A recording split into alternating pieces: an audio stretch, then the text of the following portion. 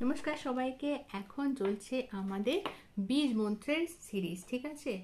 Already 3টে বীজ মন্ত্র ফ্লোট হয়ে গেছে। আজকে টার্ন হলো শুক্র বীজ মন্ত্র। যেহেতু শুক্রবারে ভিডিওটা ফ্লোট হচ্ছে, তাই আজকে শুক্র বীজ মন্ত্র শেয়ার করতে চলেছি। খুব সহজ আর ছোট্ট মন্ত্রটা হলো ওম শুম শুক্রায় নমঃ। ঠিক আছে, ঘুম থেকে উঠে এটা 108 বার করে নিতে হবে।